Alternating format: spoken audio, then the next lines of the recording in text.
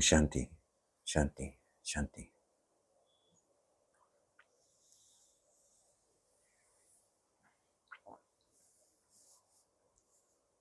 Your true nature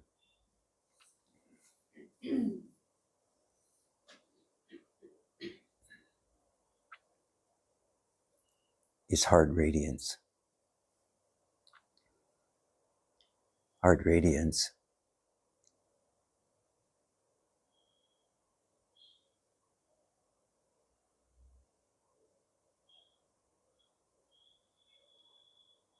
is that which you are, which is uncreated and unborn.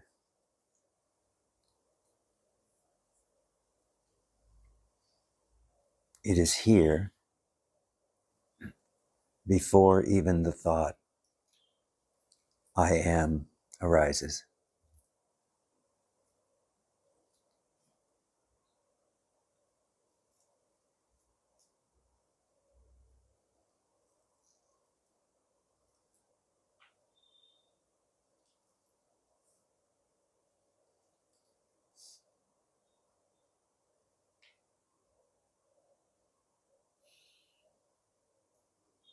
This heart radiance, which you are,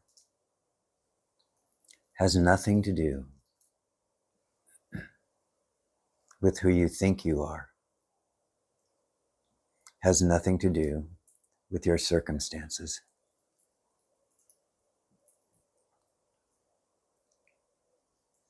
This self-radiance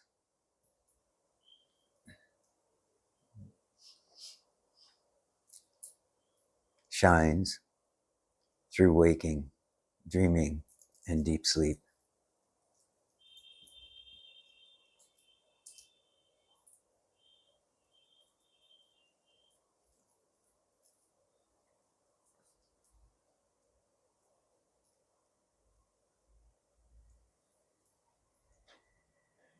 So if this is your true nature,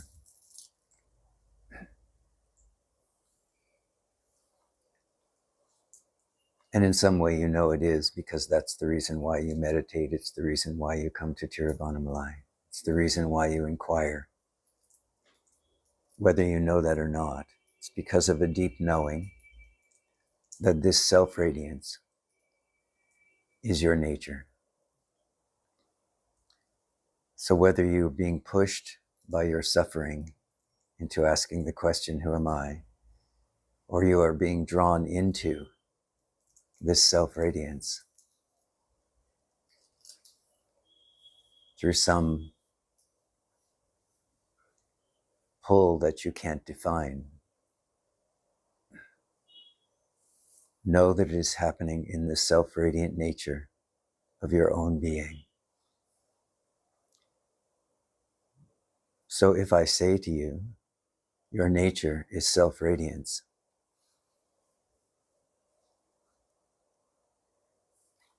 you might ask the question, well, why am I not aware of that all the time?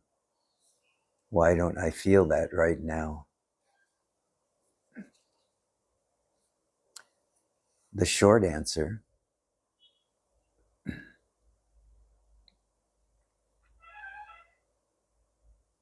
is that self-radiance, your true nature, is not an object.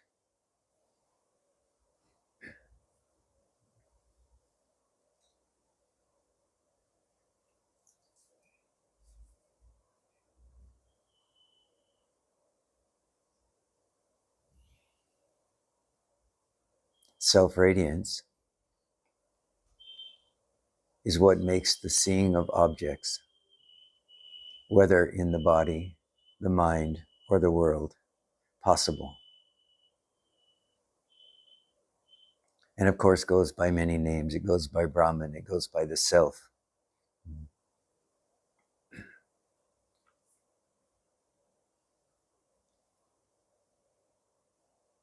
It's undefinable.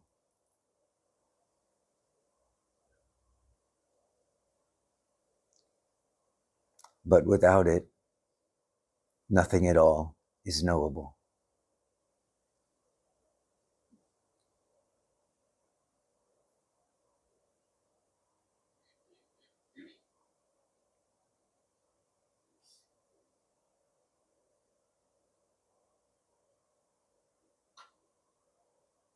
But the question for you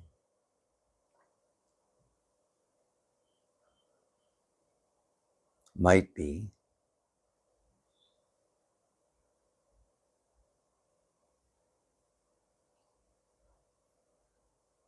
is it possible to have some form of knowing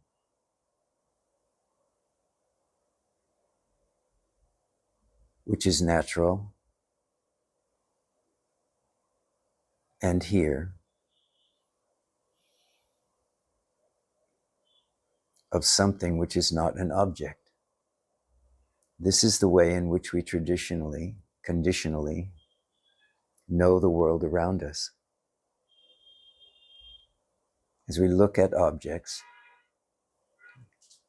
become aware of an object, a sound, a sight, a touch, a smell, a thought, an emotion, an experience. And we examine that object. And through that examination, we assign certain characteristics that we are familiar with, not new to us, what we are familiar with, to that object. And in this way, we come to think, I know that object. I know what that is.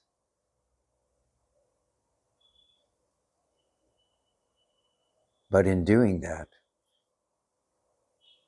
we completely miss the self-radiance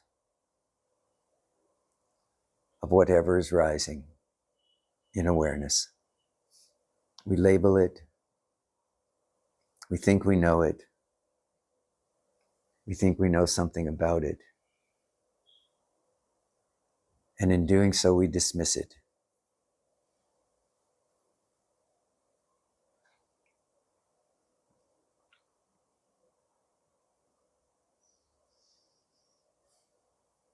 Believing somehow that we have understood something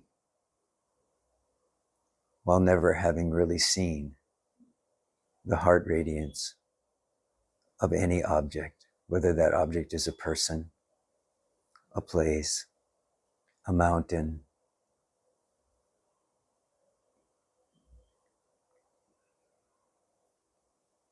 So since this is the conditioning of the mind, this is the way the mind operates through its own conditioning, through a long history of trying to figure things out in this way, it becomes obvious and clear that we can't use that method to understand who am I. That method will not work. In scripture, this is called, we send a thief to look for a thief.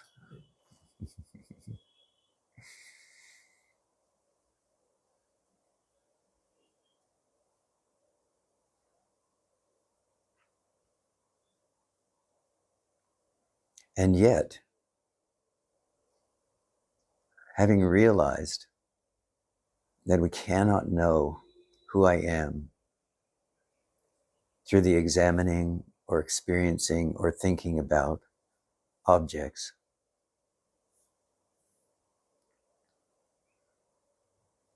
we're still reluctant to simply be,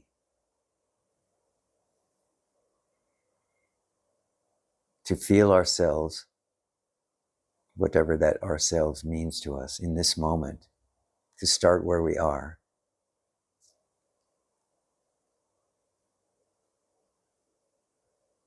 To lose interest in all of the objects, to put down past, future, even present, and come into this moment.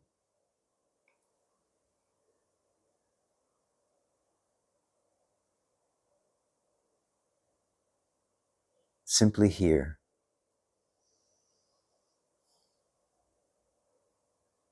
And without any judgment, without any naming, without any labeling.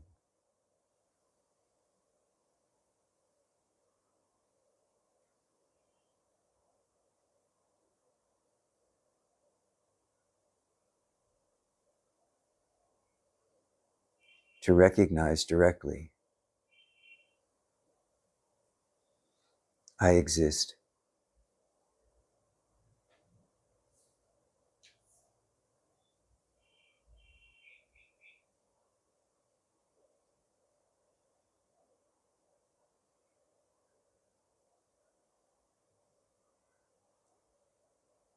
And in that moment of pure existence or pure awareness, to simply allow.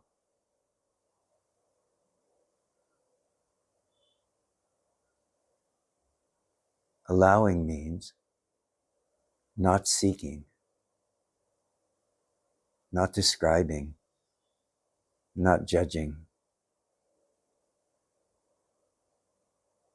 but rather recognizing that awareness is here in this moment. Not I am aware even. Awareness is aware. Consciousness is here. As soon as there's an attempt made to turn it into an object, it disappears, becomes the object. You may have noticed this. The object is created out of the attention directed toward it. They arise simultaneously. You can't say the object existed and then awareness of it came. You can't say awareness of it came and then the object came. They arise together. They are here simultaneously. So we can't go in that direction either. We have to come into the direct perception. Awareness is here.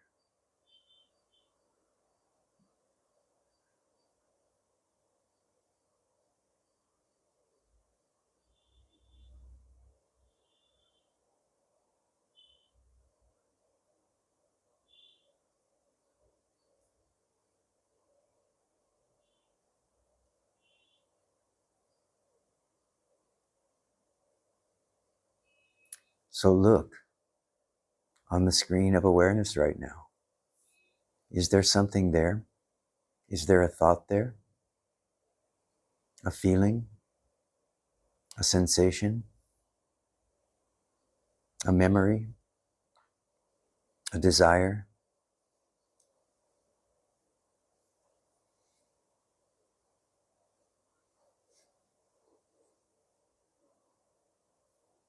If there's something there, it's not a problem. Just lose interest in it.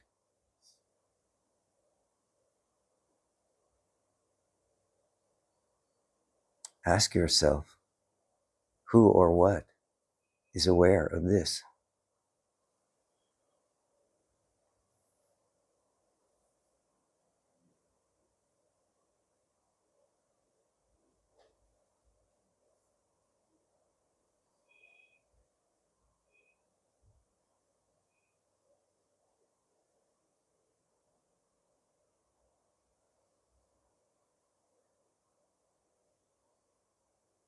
Having looked carefully at any object and having asked the question, who is thinking this thought? Who is aware of this?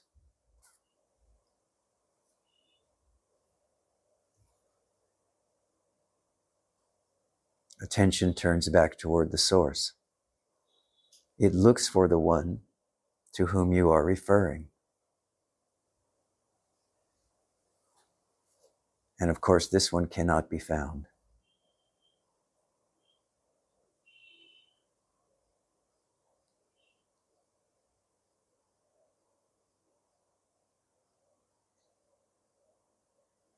This is the way to lose interest in objects, in phenomenon, in past or future,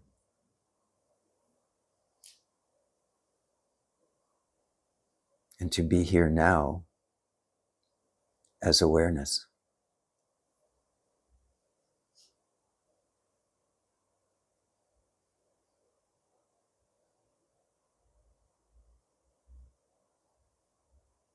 As awareness knowing that it is aware. Not I am aware. Awareness is aware.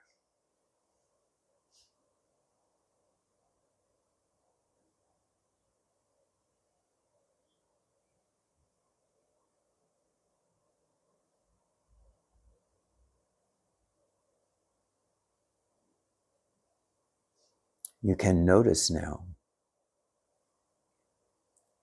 that even having not found this I, which you have been referring to,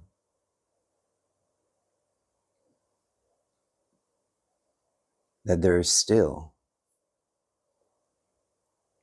without past, present, or future, this recognition, I am, or I exist. This is here, isn't it?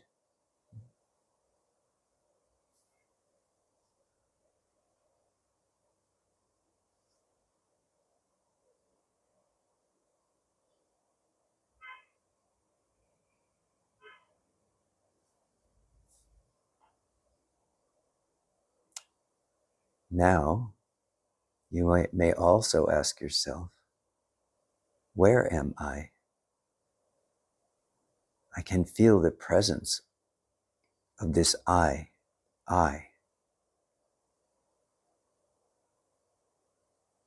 Where is this I?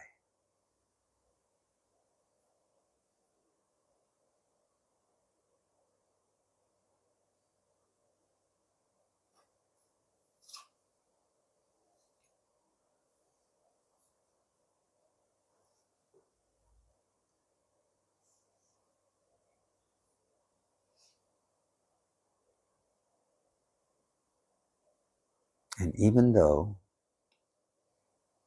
this presence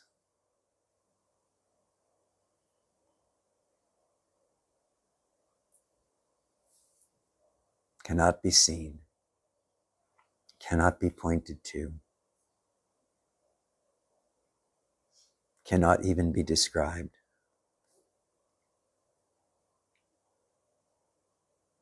there is a deep awareness. I am here. I am now.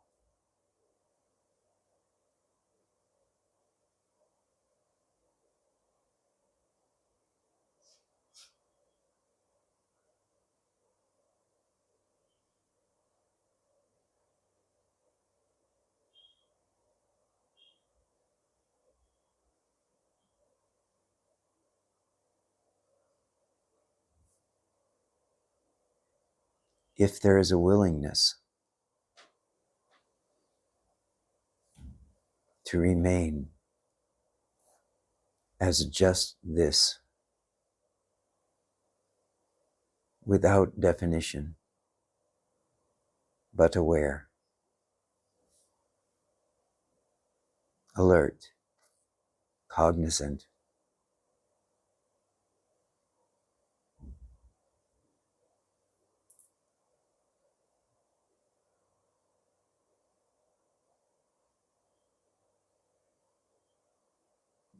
then you have come to the highest meditation, to the highest form of inquiry. This form takes place in the silence of being, in your true nature, even before I am.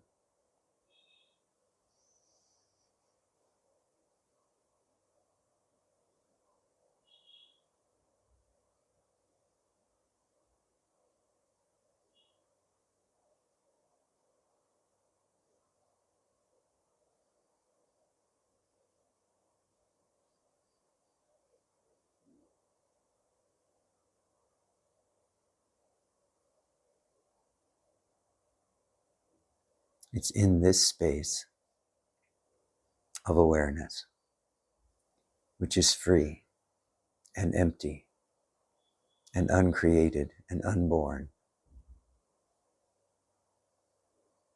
that it becomes possible to feel directly before mind and body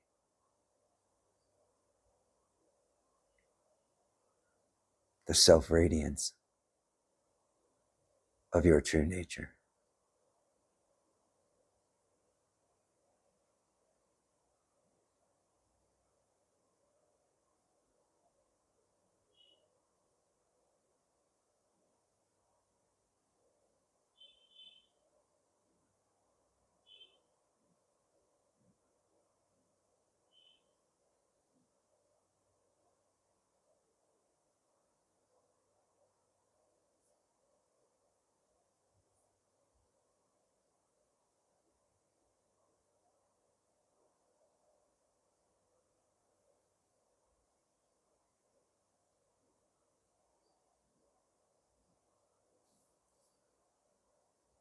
In knowing yourself, in seeing directly that you are that which is aware in this moment and in every moment, it can also be seen, felt, perceived, intuitionally, that all of this is flowing from that. And in that moment of recognition, just this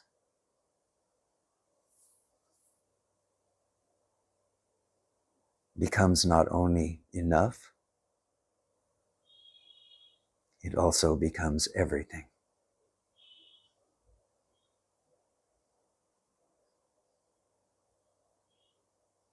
Rest in your own happiness.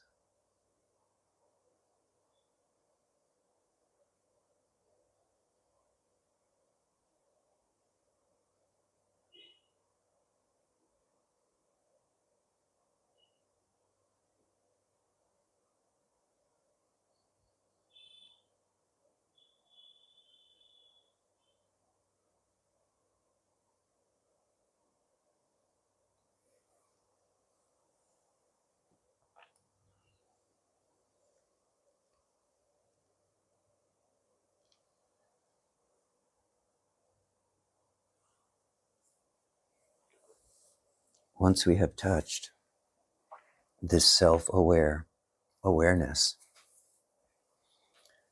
it can be very difficult to go back to discursive thinking. Some of you will find this a challenge, but understand that that's just because discursive thinking is your habit, not your nature. Then if you know this, you can ask yourself, do I want to continue as a bundle of habits? Or would I rather rest in this self-aware recognition of being, consciousness, and bliss? Some of you will think that what I mean is that you will remain quiet forever if you remain in this space of being consciousness or self-aware awareness. That's not what I mean at all. What I do mean is you will lose interest in what isn't truthful. You will lose interest in what isn't meaningful to you anymore, and you will let it go. Whether this is a self-description, a description someone else has put on you,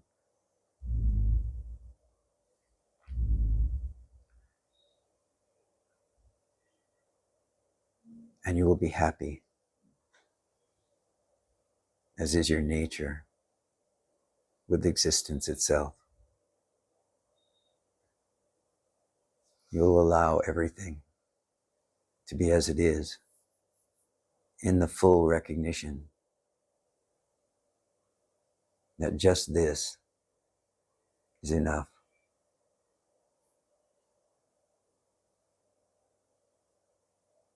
And then what flows in the suchness of that moment will be just right. and in alignment with whatever the destiny is for this body-mind in this moment.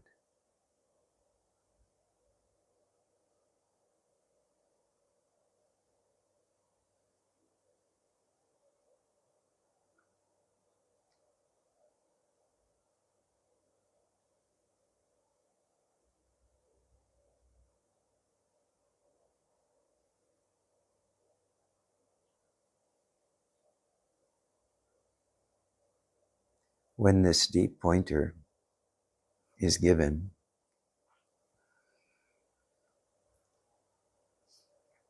sometimes the deep mind, the personality, responds and goes, yeah, but. So if that's happening for you now, you can let that go, or you can take the talking stick and we'll clear up whatever doubt you might have.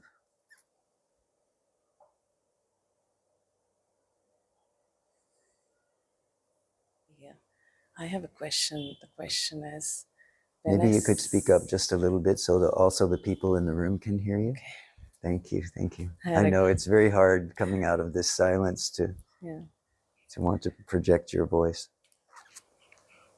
So my question is, if I sit in meditation, my concentration goes to my third eye. Yes. And sometimes when I'm in satsang, my brahmarandra over here, it pains and my head pains and I get numb in my head. And sometimes I keep crying in the satsang too. This is a problem for you? It's uncomfortable?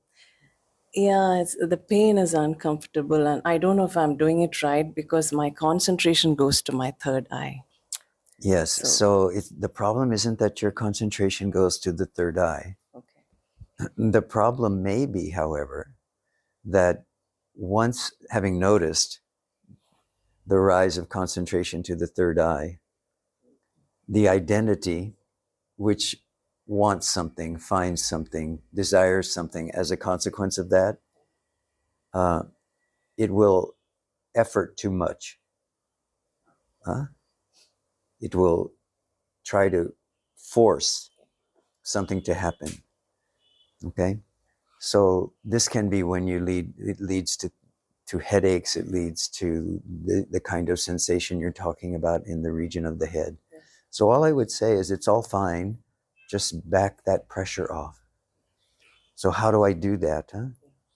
So if you feel out of habit already, if you've been doing this for some time, then there can already be a forceful pushing that as soon as there's a recognition that the attention is rising to the third eye, you, the personality that wants something, desires something, wants liberation, wants freedom, wants awakening, begins to push.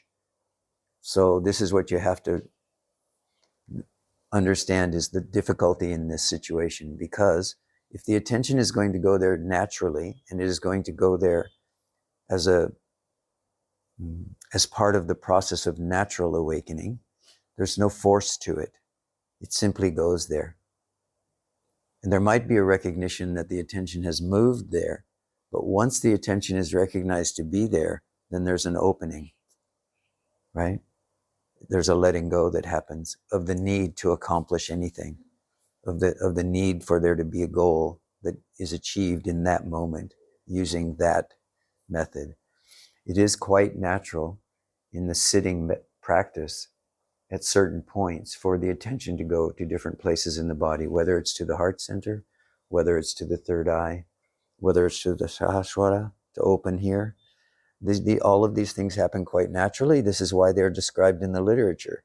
It's because yogins have been seeing this phenomenon for forever. This is the natural part of human experience of questioning, who am I? This can happen. But all of the activity that comes after that natural movement is the desire to achieve something. And this is why it can be said in practices such as Kundalini Yoga, that the difficulty is if you don't do it with a qualified teacher, you will make all of these mistakes where you push too hard. You can make yourself very sick. You can make yourself go through all kinds of mental things that you don't need to. If you are with a qualified teacher, then the teacher will say, take that pressure off right there. Don't do that. Please don't do that. Just put the attention there and rest. So that's what I'm recommending to you. Just put the attention there, but then rest. So this may have the feeling to you like what is happening is you are withdrawing attention from the third eye. But that's not actually what's happening. What's happening is that once the attention is there and it's resting, then the third eye will open in the same way that the heart can open. And then it becomes a full, rounded, and holistic experience, not something that is being pressured or forced. Okay? No, I'm not able to recognize if it's my ego or if it's naturally going there. So I'm not able to recognize that. Then I would suggest that you ask the question, am I aware? And when the answer comes yes, right? So if I say to you right now, are you aware? Yes. Yes. Look at how quickly that was. Do you see how quickly that was? Yes. You don't need to wonder about that. And when I say to you, are you aware? And you say yes, you also recognize in this moment that you are fully here. You are not going anywhere, not internally or externally. You are simply here. And you know you are fully here because I just asked you, are you aware? You say yes. So you're not only aware of what's going on internally, you're aware of this voice.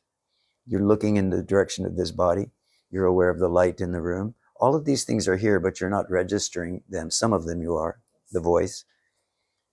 But you can just rest in this more open awareness. Then it may happen that the attention in some way, the energetics of what's going on in the body at that moment, in some way moves toward the third eye, but you know you aren't forcing it. Okay? You know this is not being done from an ego position.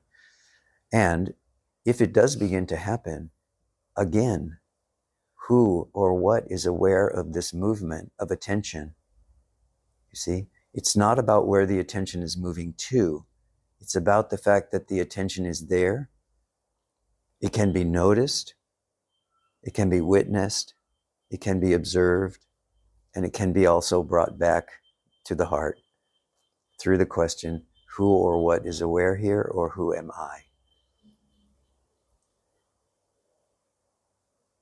Essentially, I can say that every movement that is happening in the mind, in the experience, and so on, this is all happening after the arising of the primal thought. The primal thought is I. This is what Bhagavan was pointing out to us over and over and over. The primal thought is I. Everything else that follows after this thought I, or I am, is actually, in some ways it can be said, is the illusion of the mind. This is probably the way it would be described. It is the illusion of the mind. This is not to say that it's bad. It's not to say that it's good. It's simply to say that it is not the purest form of the recognition of awareness itself or consciousness itself. In order to realize that, one has to ask the question, has to notice, first of all, am I aware? Yes, I am aware. Okay, who is this one which is aware? Who is having this experience? You see, it doesn't matter what the experience is, whether the experience, if you happen to be, this is a tendency which you will recognize in yourself. Various people have different experiences, but most people tend toward the experience of suffering, the experience of bliss, or the experience of neutrality. So you can find yourself somewhere on that spectrum at different times. You're in different places. You find yourself on that spectrum. But these are the three essential positions of thinking and being and experiencing once the I thought has arisen.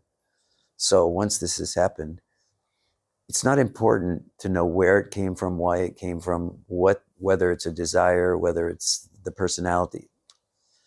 Again, this is becoming caught in the content of one's own experience. So it's very important then just to keep saying, noticing, first of all, that which is thinking, that which is here, that which is aware is here, and that's enough. Okay? Yeah. Good morning. The mind is always active, vrittis arising all the time. Yes. And they're observed by the jiva and by sashi, the witness. Yes. And I assume at the same time. Yes, you can say, yes. So what is the qualitative difference between the recognition of by the jiva or the recognition by awareness? Mm-hmm. One can say that the recognition by the jiva is not, it is true awareness, but it is half of awareness. The reason I say half is because it's awareness which is still being filtered through the mind. Yeah. This is the main difference. When you read about, hear about, are made aware of the, we can say, pure or pristine awareness of the sage, this awareness has no qualities which can be pointed to. Why is that? It's because this awareness cannot be viewed as an object. Because in order for there to be an object of awareness, there has to, in some way, there has to be a me or an I, which is observing that. So as soon as this I has arisen, you can just take as truth from the sages or look into your own experience, and you can see that in order for there to be one who is aware, this one has to in some way be separate from what it is aware of. Yeah? So the difference between the jiva and the sage is that the sage, there's no one to be aware of anything, but awareness is still here. So not associated with a body-mind complex. So is there a certain experience, a different form of experience? Is in my own experience, awareness has a different quality than the jiva. So when I'm observing something from the point of I am, of presence, it has a different quality. Is that correct? Yes. So if you want to go the rest of the way, though, you have to ask in that moment, not become entangled in what the different qualities of those awareness of observer and that which is observed or jiva is there. You have to ask, who is aware? What is aware? And then permit the silence which follows that question to engulf you. And this is what's so difficult for so many people, is it's not easy to come to this place that you're describing so well and then to step off that cliff. Yeah. And float freely in awareness, because there is the terror in the mind that if you step off that cliff, then the mind will be destroyed, which I have to say is absolutely true. But the oblivion of the mind is not the end of awareness. You see, awareness itself is like that mirror, right? Consciousness itself is like that mirror which is on the wall. It's simply there, and it's just inert unless I step in front of it. Now there appears to be something. But the moment you're talking about, the observation you've had, this subtle observation that you've had, the recommendation now is step out of the field of view. Don't stand in front of the mirror anymore. Step out of the field of view. Sorry to take more time, but no, go when ahead. that happens, and sometimes it does happen, yes, I move in ananda. I move into the bliss stage. Yes. And that is a distraction. Yes. So then the inquiry has to continue. Who is experiencing this bliss? Who is aware of this bliss? This is the most difficult of all the practices, because the bliss states are the most enjoyable. They are the most subtle. They are the most refined. And you see, when I do ask that question, because it occurs, I come back sometimes into a very ordinary state. Yes. You see, bliss is great. Yes. Yeah. Yes. And then asking, who is aware? Who is aware of this? What's happening? It becomes, I don't know. So now I want you to look when this happens for you the next time. Don't go to the mind to ask the question. So where do I go? Don't go anywhere. Recognize that you are observing the bliss state. That not you, but that the bliss state is being observed. And as soon as that happens, that will immediately withdraw the attention from the bliss state and turn it back toward the self. And this is not happening mentally. This is the experiential realization. This is a bliss state. This is the actual meaning of lose interest in the object. It's not a mental process. It's a recognition that an object is present, and no matter how enticing, it's not the goal. And all of this is happening very, very rapidly and is all happening intuitionally. It's not happening with the mind. But if you are able, as you are describing, to be in that position, you don't need the mind anymore. Can you understand and accept that? You simply don't need the mind anymore. The process is fully alive in you. Now let it work. This is a great fear to overcome. This is that stepping off the cliff, that you don't need the mind anymore, and that the process will fulfill itself.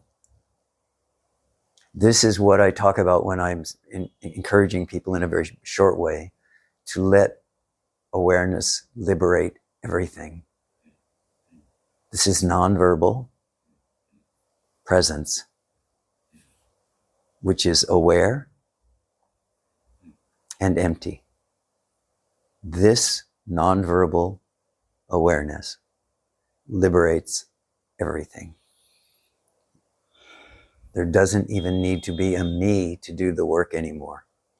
Now, everything is just being liberated through its own nature. Its nature is liberation. So there's nothing I need to do.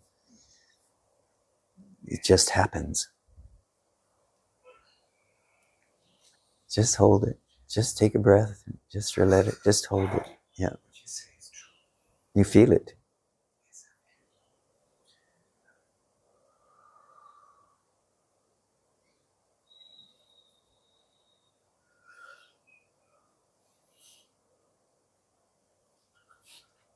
Don't be afraid.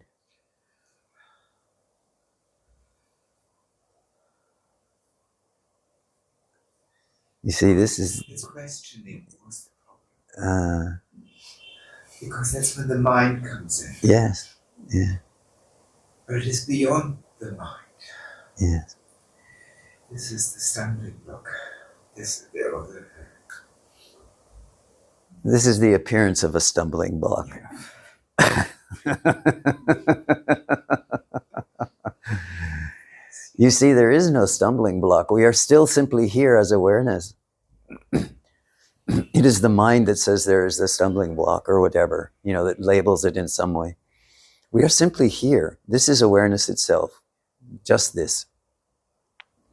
And one of the reasons that you say there is this feeling of returning to ordinariness is because the ordinary state of natural awareness is just this. It's not somewhere else, something else, some big explosion. It is just this. But we want something else so bad. We want some big explosion. We want some big experience. We want to write a book about it.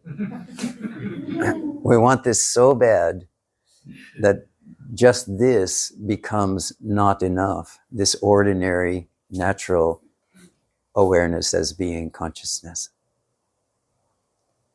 Because we think that's limited. And what we don't realize is that when we step into this natural, open heart radiance of awareness itself, this is opening infinitely.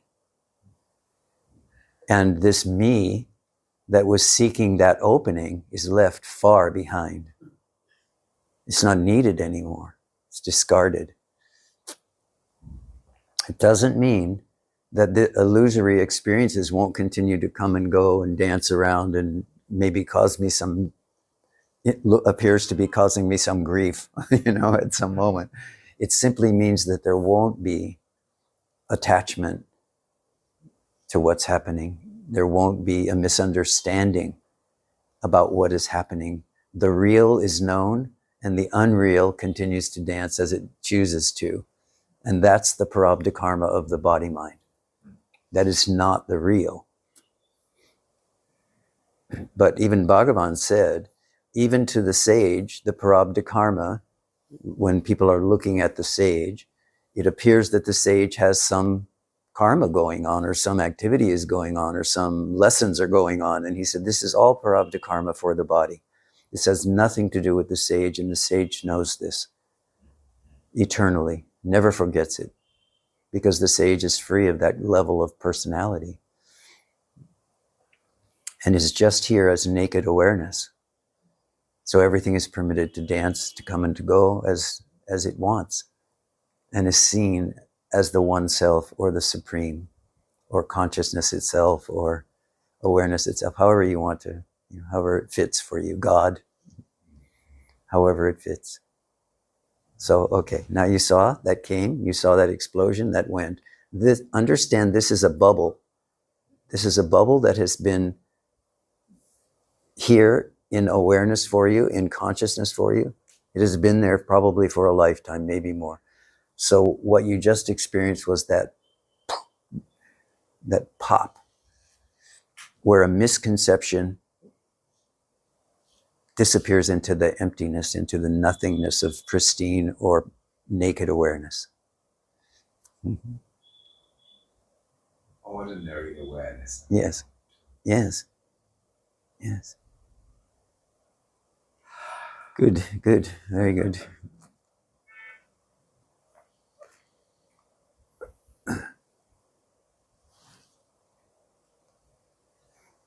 Okay, we have time for one more, yeah. Yeah. You remember when we talked at the beginning of last week about in the mornings? I vaguely remember. It's just refreshed me a little bit. Sure, no problem.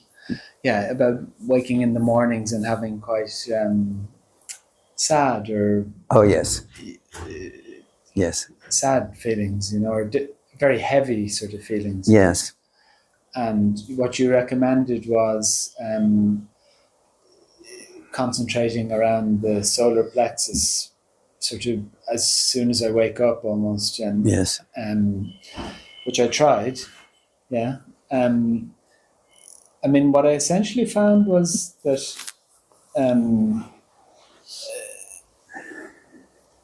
because I was more concentrating here, some feelings still came, but I wasn't putting direct attention on the feelings anymore. Mm-hmm.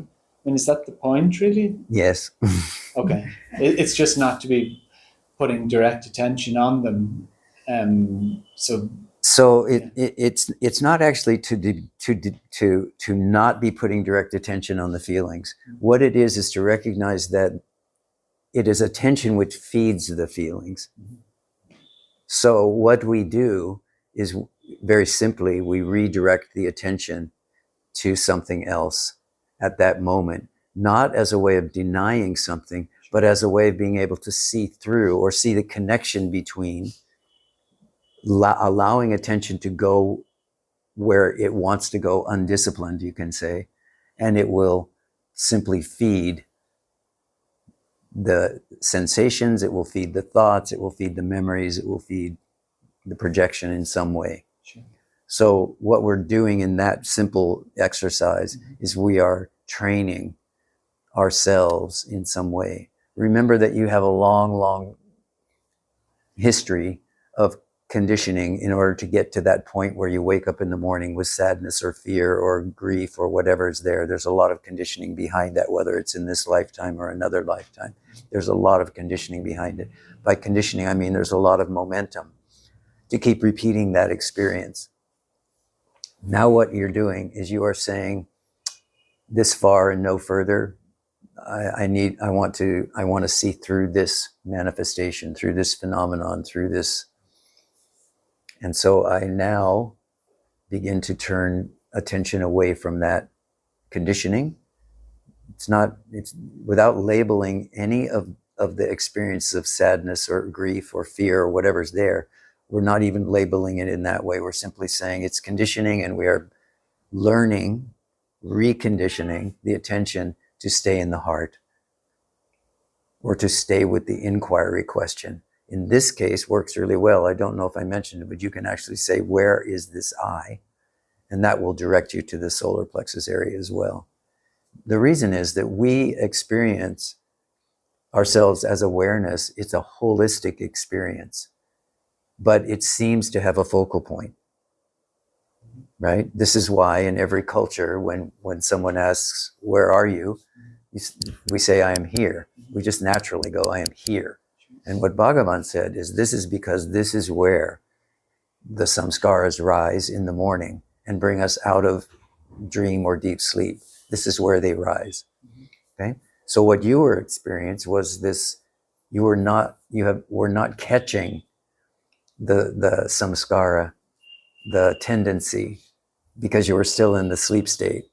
So there was not a recognition that was catching the rising of the samskaras before it was a full-blown experience of fear or sadness or grief or something. Okay?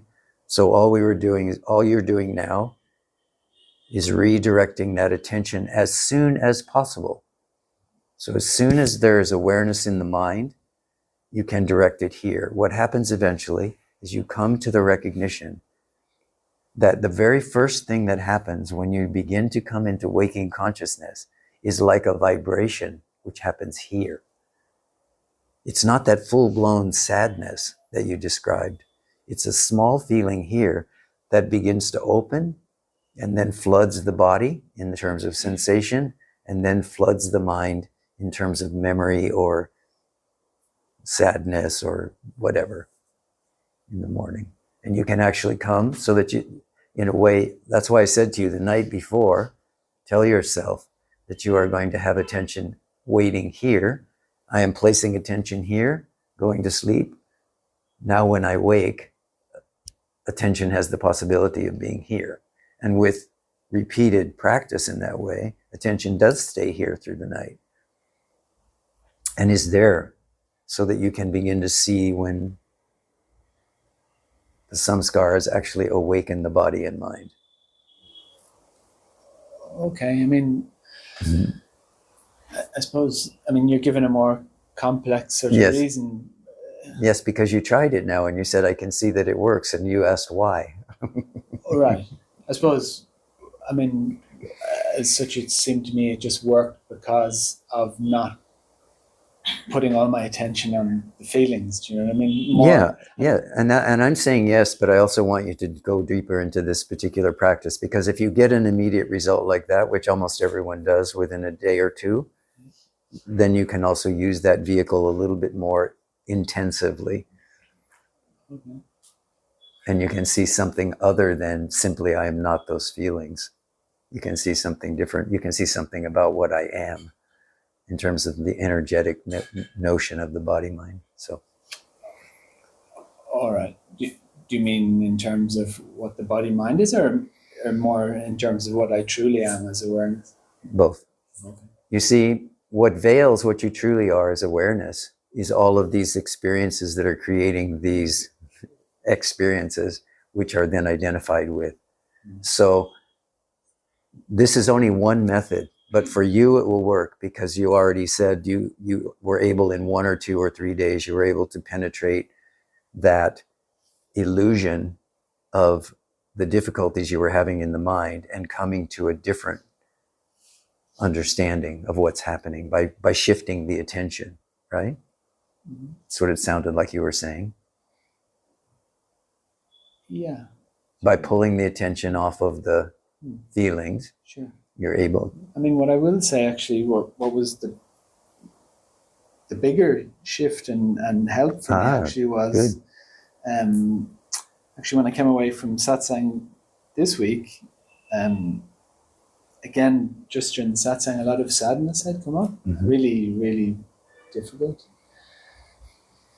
But when I went away, and I had 2 options, either to go to my room and ponder on, maybe go deeper into this, or just go and have a chai and sort of forget about it. Yes. I realized actually, you know what, if I go back and really focus on this, in a way, by trying to understand sadness, try to make sadness go away, in a way that's actually maintaining it. Yeah. It's sort of like a loop feeding and feeding into itself. Yes. And I sort of realized, actually, just don't take it seriously. Don't, you know what I mean? Yeah. Don't take attention away from it. Exactly. Take away its food. Exactly. Go sit on the side of the road and have a chai and watch the people go by and remain aware. Exactly. Don't try and make it go away. No, you don't need to deny that it was there a few minutes ago. Exactly. But by the time the chai is over, it's probably gone. Exactly. And then this breaks this cycle of identifying with the objects as they arise, which is what Bhagavan said, let what comes come, it will stay for a period of time and then let it go. You know, the practitioner can make decisions about how the observation in the mind, how the experience in the mind will be used, right? You can ask yourself, how can I use this for realization, for awakening, to realize who I am? This becomes the foundation question. How can I use this? Not what is this? Why is this? Not focusing on the objects themselves, but rather focusing on that which is aware of the objects. This is the inquiry. In a way, they're the same, aren't they? The 2 sides of it, either focusing on awareness or taking away the importance of objects. No? They amount to the same, no? Yeah, what they do amount to the same. The difficulty is that until you are stable in this recognition that what the decision you are making is to remain as awareness and let the phenomenon, let the experiences come and go as they wish, as they want to do in their natural state, and to self-liberate them. This is the path of self-liberation through awareness. If you are not firm in that, what will happen is going to get a cup of chai, making the decision to do that rather than going back and focusing on the sadness, will become, oh, that worked really well, so now let me go get for a second cup of chai. Maybe I'll go for a chocolate dessert down the street. No. I know. I mean a real seeing that actually the whole point is not to. I've known this intellectually, but that time I've known it for a long time intellectually. But beautiful. But I really sort of got it that day. That very good. A lot of the whole thing of sadness is making the effort to remove it. Yeah. And actually then there's a sadness because you can't remove the sadness, you know what I mean? Yes, and then it just escalates, yeah. Exactly. Yes, exactly. Yeah, no, this is really about standing in the sadness until you see it naturally dissolve through the recognition of the awareness, which is observing the sadness, both as it's there and as it dissolves. Can I say one thing?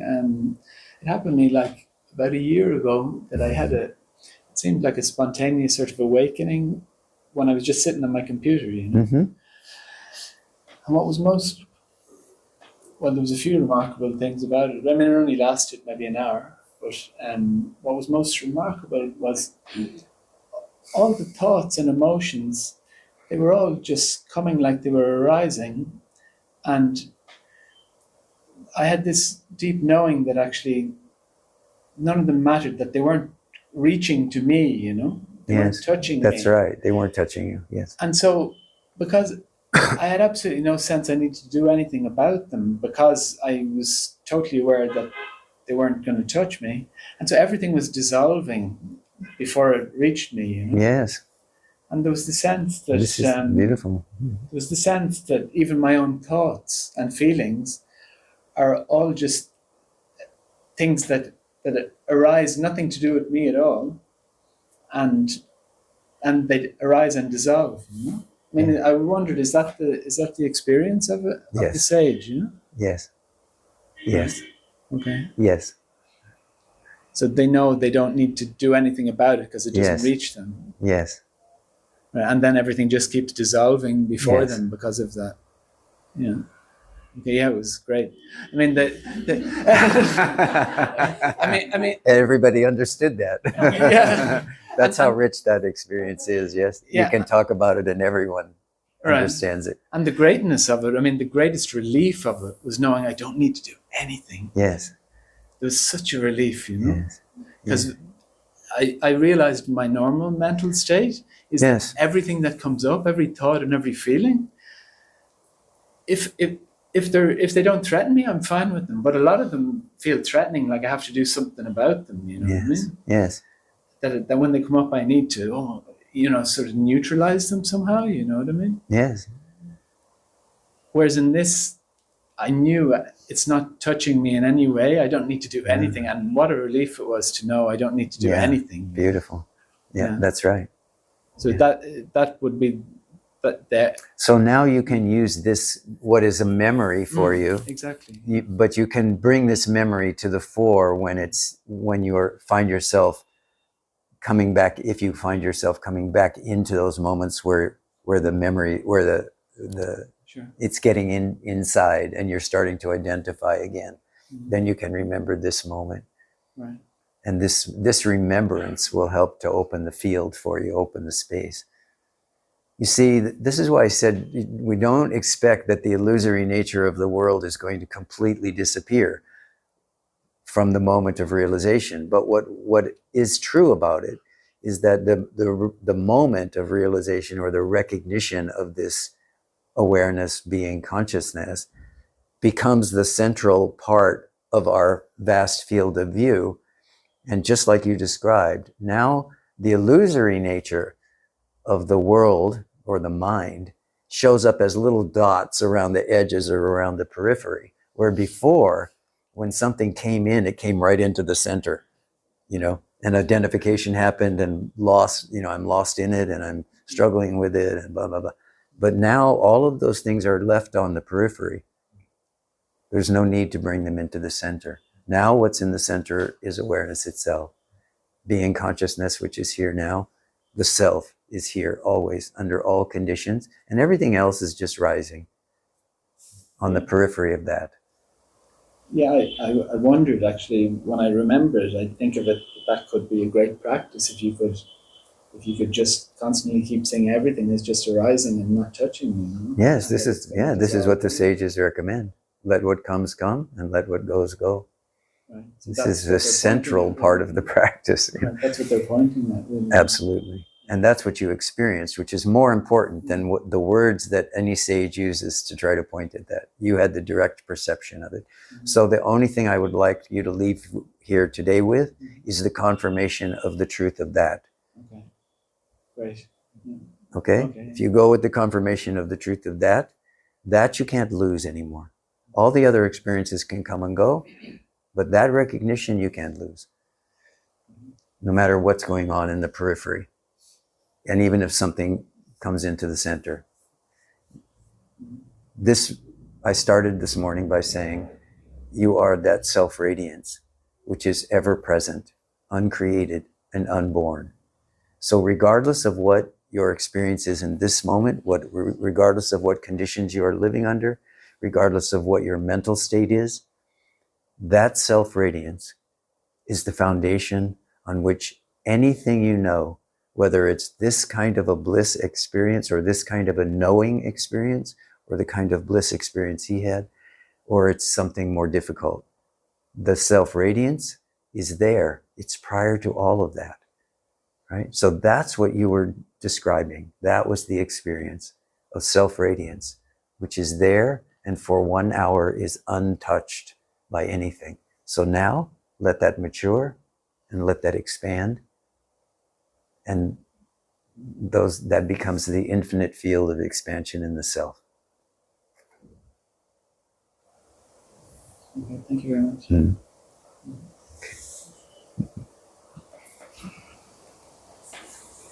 All right.